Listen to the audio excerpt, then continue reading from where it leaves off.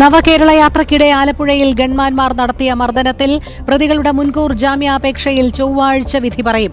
ആലപ്പുഴ ജില്ലാ സെഷൻസ് കോടതിയാണ് വിധി പറയുന്നത്. അതേസമയം കോടതിയിൽ നിന്ന് രൂക്ഷ വിമർശനമാണ് SITക്ക് നേരെ ഉണ്ടായത്. മർദ്ദന ദൃശ്യങ്ങൾ ഇന്ന് കോടതി വിശദമായി പരിശോധിച്ചു. SIT ഇന്ന് കോടതിയിൽ നൽകിയ റിപ്പോർട്ടിലെ കണ്ടെത്തലുകൾ ഇന്ന് ചില പത്രങ്ങളിൽ വാർത്തയായി വന്നതിനെ ചൊല്ലിയായിരുന്നു ആദ്യം SITയെ കോടതി വിമർശിച്ചത്.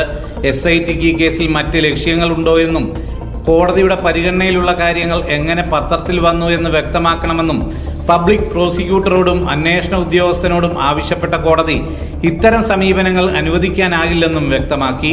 കഴിഞ്ഞ 30-ന് മജിസ്ട്രേറ്റ് കോടതിയിൽ SIT ആദ്യം നൽകിയ റിപ്പോർട്ടിൽ ജാമ്യം ലഭിക്കുന്ന വകുപ്പുകൾ മാത്രം ചുമത്തിയിരുന്നത് മണിക്കൂറുകൾക്കുള്ളിൽ 308 കൂടി ചുമത്തി മറ്റൊരു റിപ്പോർട്ട് നൽകിയതിനെയും കോടതി വിമർശിച്ചു.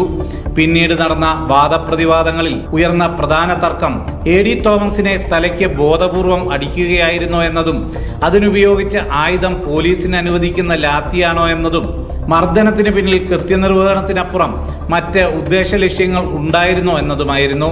ദൃശ്യങ്ങൾ പരിശോധിച്ച് കോടതി ആദ്യ 2 തർക്ക വിഷയങ്ങളിലും കൃത്യമായ നിഗമനങ്ങളിലെത്തി.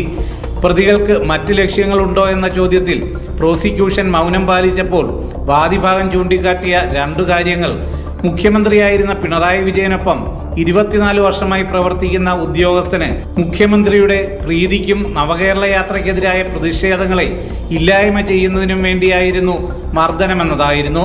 ഈ കാര്യം പ്രോസിക്യൂഷൻ ഉന്നയിച്ചിട്ടില്ലല്ലോ എന്ന് ചോദിച്ച കോടതി കൂടുതൽ എന്തെങ്കിലും ബോധിപ്പിക്കാനുണ്ടെങ്കിൽ ചൊവ്വാഴ്ച വിധി പ്രസ്താവനയ്ക്ക് മുമ്പായി റിപ്പോർട്ടാക്കി നൽകാനും 30-ന് മജിസ്ട്രേറ്റ് കോടതിയിൽ തിടുക്കത്തിൽ 308 ചുമത്തി റിപ്പോർട്ട് നൽകിയതിലെ പരാതി സംബന്ധിച്ച് പ്രതിഭാഗം സത്യവാങ്മൂലം നൽകാനും നിർദ്ദേശിച്ചു.